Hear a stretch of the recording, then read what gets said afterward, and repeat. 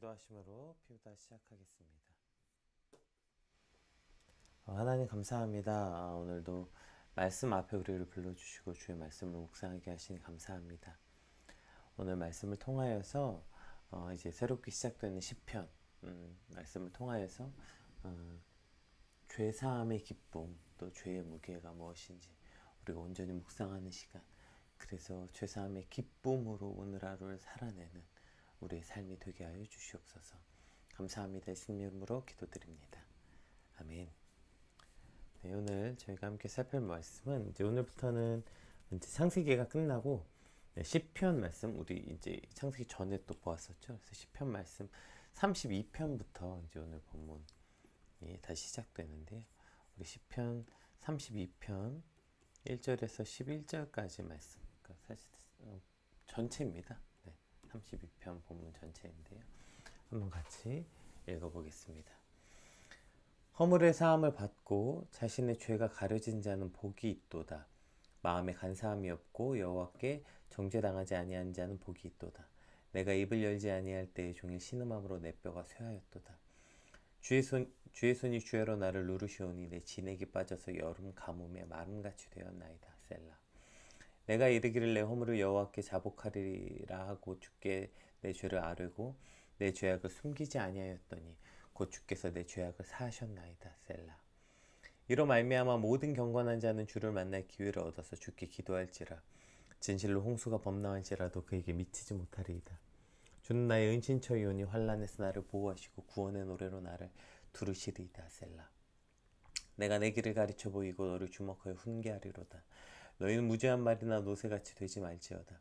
그것들은 제갈과 굴레로 단속하지 아니하면 너희에게 가까이 가지 아니하리로다.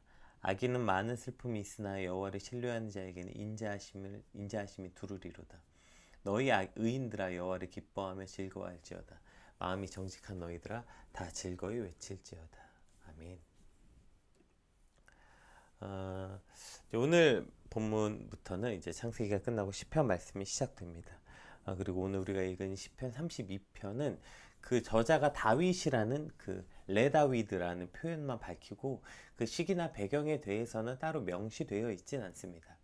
그럼에도 불구하고 대다수의 학자들은 이 시의 배경이 다윗이 밧세바와 간음하고 이를 은폐하기 위해서 그의 남편 우리아를 전쟁터에서 죽게 하고 난 뒤에 나단 선지자가 이제 찾아와서 다윗을 책망하죠.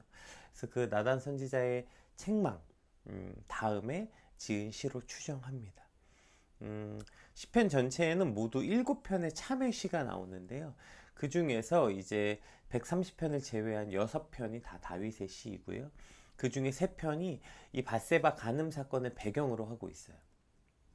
일반적인 참회시에는 그 범죄 자체에 대한 고백과 자신의 어떤 참담한 심정, 뭐 이런 것, 그리고 사죄에 대한 요청이 주된 내용인데, 오늘 본문은 참회시임에도 불구하고 이미 회개하고 그 죄사함을 받은 다윗의 기쁨에 겨워서 하나님께 감사의 찬양을 드리는 동시에 또 그 세상을 향해서 자신의 범죄와 회개 그리고 죄사함을 얻게 된 가정을 가르치고 선포하는 내용으로 오늘 본문은 기록되어 있어요. 따라서 형식적으로는 참회시로 분류되어 있지만 뭐 감사 찬양시 또는 지혜시의 성격이 강한 특징을 가지고 있죠. 그냥 참회시로 뭐 범죄와 토로와 막 그 뭐 하나님께 살려달라는 내용뿐 아니라 그 사함을 받은 기쁨을 찬양하고 또 그것을 가지고 그 백성들을 가르치는 그러한 특징을 가지고 있어요. 그래서 다윗의 그 마스길이라는 표제가 붙어 있는데요. 이 마스길이 뭐 지혜, 교훈이라는 뜻이에요. 그래서 오늘 본 시는 형식적으로는 참회시라고 말하면서도 마스길, 그러니까 지혜시의 특징을 가지고 있는 본문입니다. 우리 한 절 한 절 한번 같이 조금 살펴보면서 구체적인 내용들을 먼저 한번 같이 볼게요. 우리 1절에서 2절. 먼저 이것이 어떤 참회적 의미를 갖고 있는지 한번 볼게요. 허물의 사함을 받고 자신의 죄가 가려진 자는 복이 있도다. 마음에 간사함이 없고 여호와께 정죄를 당하지 않은 자는 복이 있도다. 이렇게 시작하고 있어요. 그러니까 오늘 본문의 시작은 죄사함을 받은 자, 정죄를 당하지 않는 자는 복이 있다. 즉 죄사함을 받은 게 복이다. 이 가장 기본적인 진리의 말씀이 선언되고 선포됩니다. 오늘 본문의 시작은 여기서부터 덜그덕거리는 것 같아요. 그러니까 허물의 사함을 받은 자, 자신의 죄 사함을 받은 자는 복이 있다. 그 사람이 진짜 행운하다. 그래서 이거 그 메시지 성경에 보면 자신의 복을, 그러니까 죄 사함을 받은 자는 행운하다 이렇게 표현되어 있어요. 그러니까 나는 그 어떤 것보다 가장 이것이 큰 행복이고 큰 행운이다 라고 표현하고 있죠. 왜 여기서 덜그덕거립니까? 여러분, 정말 죄사함을 우리가 인생에서 받은 가장 큰 복으로 여기고 있습니까? 우리가 살다 보면 로또 1등, 복권 1등 되는 복권 1등 당첨되는 상상 같은 거 한번 해보잖아요.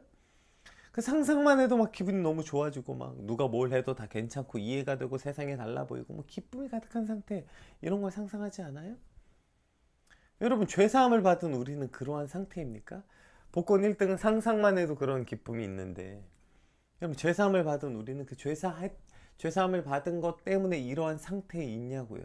죄사함 받은 게 너무 기쁘고 가슴 벅차오르고, 그래서 뭐 웬만한 일 따위는 그냥 다 웃어넘길 수 있는 그런 상태 말이에요. 진짜 죄사함이 복이라고 여기고 있냐? 여기서부터가 문제인 거예요. 칼빈은 이렇게 말했어요. 하나님께서 우리의 원수가 되시는 것보다 더 무서운 일은 세상에 없다. 따라서 인간의 행복은 죄에서 무상으로 용서받은 것보다 더 큰 기쁨과 행복은 없다. 네. 그러니까 하나님과 우리가 원수되는 거, 그게 죄죠.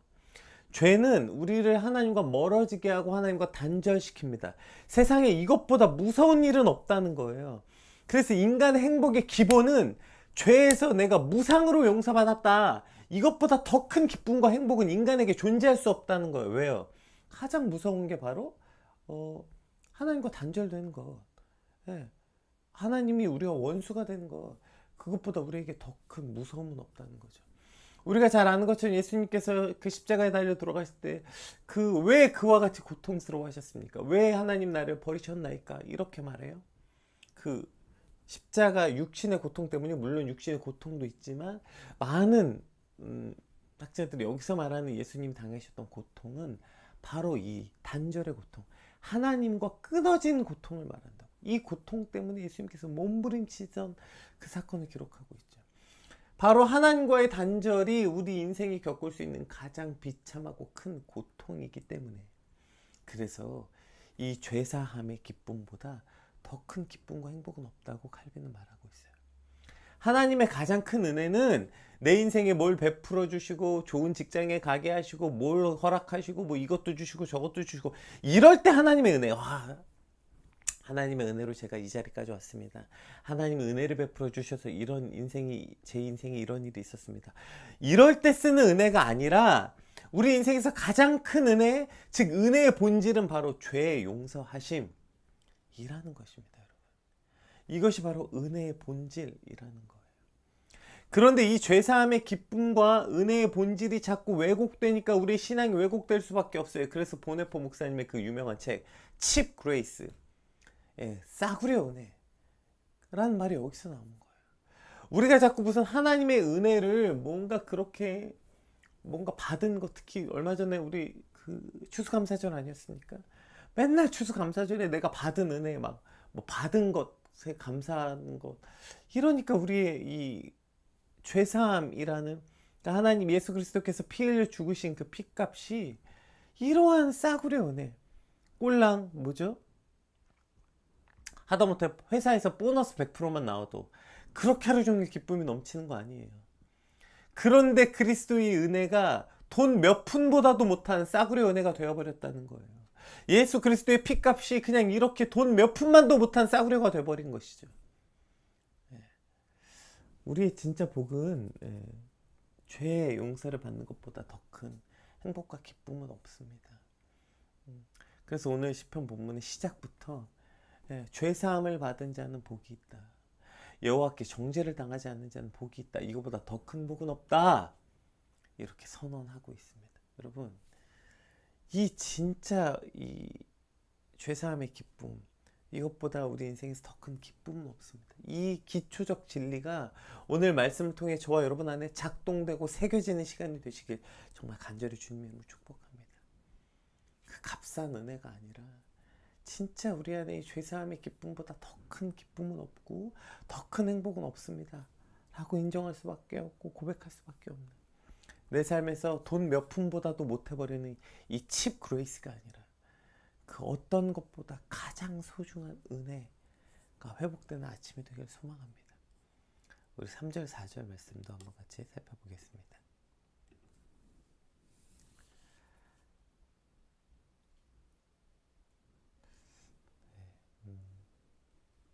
넘어가지가 않네요. 잠깐만요. 네, 이게 느려서 그런 거군요. 네, 3절 4절 볼게요. 내가 입을 열지 아니할 때 종일 신음함으로 내 뼈가 쇠하였도다. 주의 손이 주야로 나를 누르시오니 내 진액이 빠져서 여름 가뭄에 마름같이 되었나이다. 셀라. 자, 이제 3절 4절은 이 죄에 대한 고통의 무게를 설명하고 있거든요. 왜 우리 안에 이 죄사함의 은혜가 칩 그레이스가 되었을까요? 왜 값싼 은혜, 이 싸구려 은혜가 되었을까요? 생각해보면 이것이 바로 죄의 무게를 온전히 인식하지 못하기 때문이에요. 그래서 오늘 2절에서 마음에 간사함이 없고 라고 시작했거든요. 왜 우리가 죄의 무게를 인식하지 못하냐면 죄가 우리 안에 들어오면 작동되는 프로세스가 있어요. 그게 바로 간사함이에요. 죄를 지을 때 죄를 지을 수밖에 없었다는 핑계와 이유가 작동해요. 이게 우리의 간사함이죠. 죄를 짓고 나서도 그 죄가 우리의 고통의 무게를, 그 죄로 괴롭지 않도록 우리의 마음에선 그것을 마치 최선을 다해서 덜어냅니다. 괜찮아, 이 정도는. 남들도 다 하는 거야. 이 정도 죄는 다 짓고 살아. 이렇게 죄의 무게를 최대한 덜어내려고 애쓰는 간사함. 이것이 우리 안에 있는 거죠. 우리가 길을 걷다가 그러니까 짐을 들고 길을 걷는다고 칩시다. 근데 어떤 사람이 와서 짐을 들어줬어요. 근데 그 짐이 별로 안 무겁고 도움이 별로 안 필요하다고 생각하는데, 그 짐이 별로 안 무거운데, 근데 그 사람이 도와준다면 물론 도와준 그 마음은 고맙지만 진짜 막 마음 깊은 곳에서 단전 밑에서 끌어올리는 진짜 감사함과 기쁨은 없는 거 아니에요. 짐이 그렇게까지 안 무거웠거든요. 근데 정말 양손에 짐이 가득하고 막 그러면서 옆에 또 애도 챙겨야 되고 막 어찌할 바를 모르는 그 정말 막 땀은 온몸에 다 젖어 있고 막 당황하고 막 어찌할 바를 모르는 그때 누군가 짠 나타나서 제가 도와드릴게요. 그래서 그걸 다 들어준다면 얼마나 고맙고 정말 단전 밑에서 끌어오는, 정말 저분 어떻게 내가 보답이라도 커피라도 한 잔 사드려야 되는데 뭐 기프티콘이라도 하나 보내드려야 되는데 진짜 고마운 기쁨이 우리 안에 생기죠. 즉 짐의 무게에 따라 고마움이 비례하는 것을 볼 수 있죠. 은혜도 마찬가지예요. 은혜의 값은 죄의 무게에 비례하는 거예요. 오늘 이 다윗이 왜 이 죄를 죄의 값을 이 죄사함보다 더 큰 복은 없습니다라고 고백하고 있냐면, 이 죄의 무게를 어떻게 표현하냐면 3절 보세요. 죄의 무게가 다윗에게 어떠했냐면 종일 신음하는 거예요. 이 죄의 무게 때문에 뼈가 삭는 고통, 이게 다윗이 그 죄의 고통이었던 거예요. 보세요. 주의 손이 주야로 나로 누르시오니 내 진액이 다 빠져서 여름 가뭄에 마름같이 되었다. 이렇게 표현하고 있어요. 이게 지금 다윗이 느끼는 죄의 고통이었다고요. 이 죄의 고통을 느낄 때 우리는 이 죄사함의 은혜가 무엇인지 온전히 회복될 수 있어요.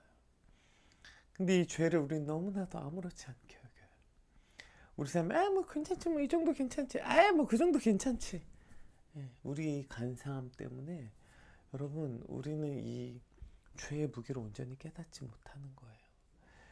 이 죄로 인해서 정말 뼈가 삭고, 이 죄로 인해서 종일 우리가 고통에 처할 때, 그럴 때 우리는 이 죄의 무게를 알 수 있게 되고, 그러한 죄의 무게를 알게 될 때 우리는 죄사함의 기쁨이 회복되는 거예요.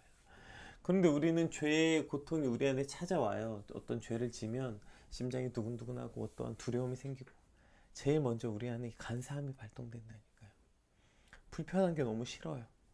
죄 때문에 그 불편한 마음이 드는 게 너무 싫어서 그걸 어떻게 빨리든 잊으려고 별짓을 다 합니다. 내가 할 수 있는 한 최선을 다한 간사함이 발동돼서 죄의 무게를 최대한 줄여요.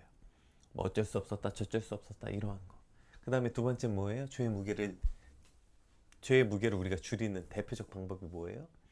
하나님을 피하는 거예요. 하나님 앞에 설 때 우리의 죄가 드러나니까요.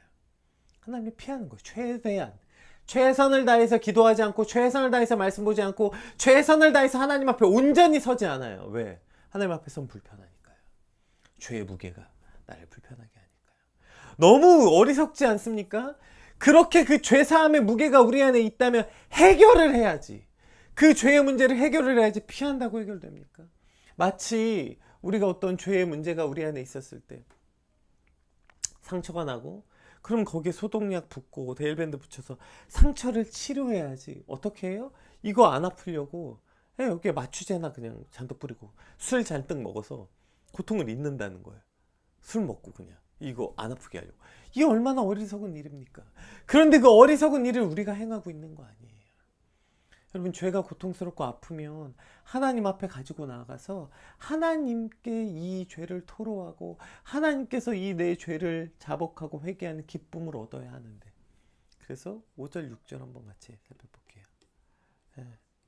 볼게요. 5절 6절.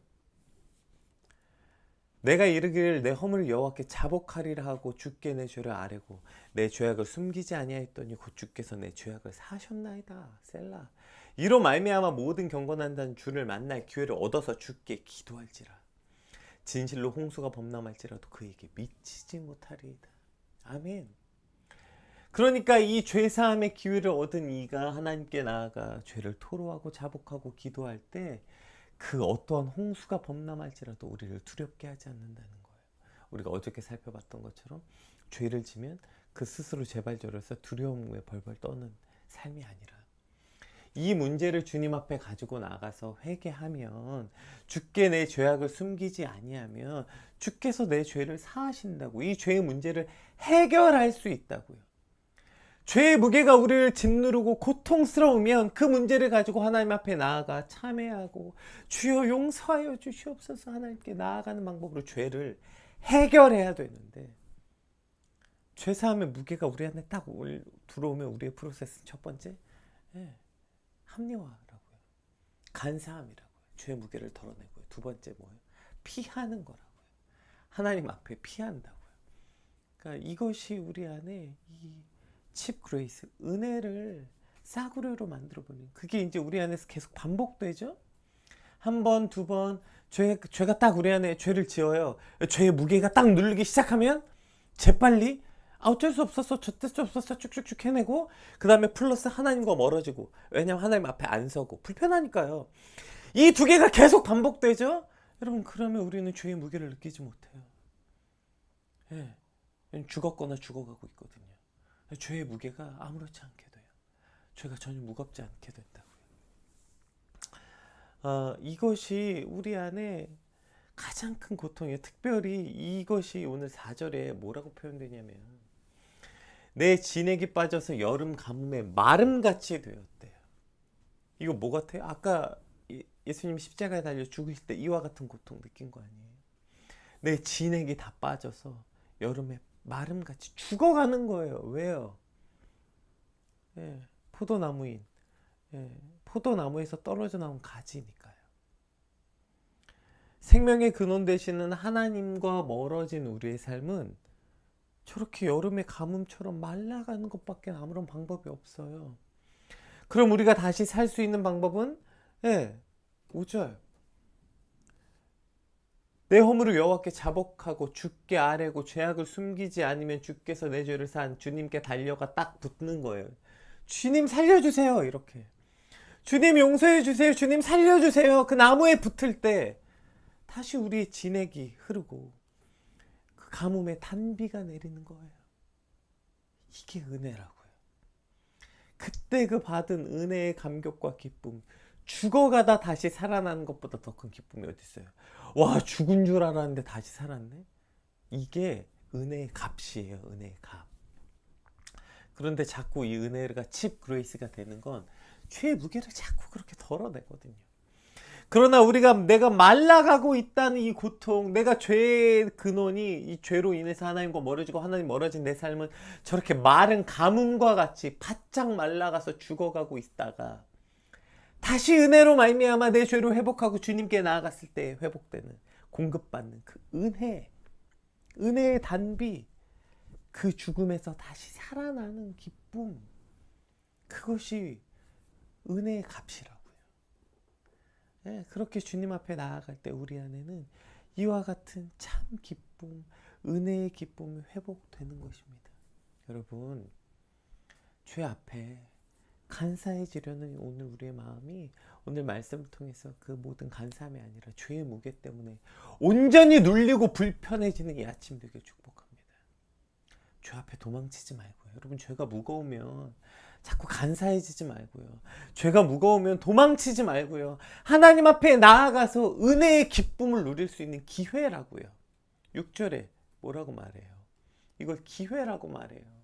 주를 만날 기회입니다. 여러분, 주를 만날 기회예요. 근데 자꾸 죄를 외면하고 죄의 값을 자꾸 그렇게 간사함으로 줄이면 이 기회를 얻을 수가 없어요. 그래서 우리는 자꾸 칩 그레이스, 이 은혜의 값을 그냥 싸구려 은혜로 만들 수밖에 없는 것입니다.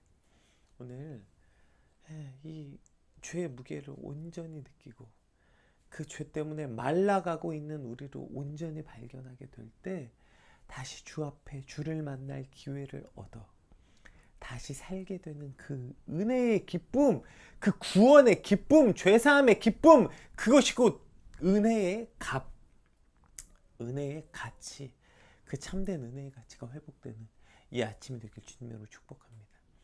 자, 그렇게 그 은혜를 경험한 이들의 삶이 어떻게 되냐면, 이제 보세요. 갑자기 말투가 바뀝니다. 내가 내 길을 가르쳐 보이고 너를 주목하여 훈계하리로다. 자, 지금까지는 다윗의 어떤 자신의 받았던 간증 같은 자신의 죄사함의 기쁨을 말했다면 이제부터는 그걸 가지고 이제 누군가를 가르치는 거예요. 너를 주목하여 훈계하리로다. 너희는 무죄한 말이나 노새같이 되지 말지어다. 예, 무죄한 말이나 노새가 뭐예요? 그것들은 재갈을 물리고 굴레로 단속하지 아니하면 말을 안 듣는다는 거예요.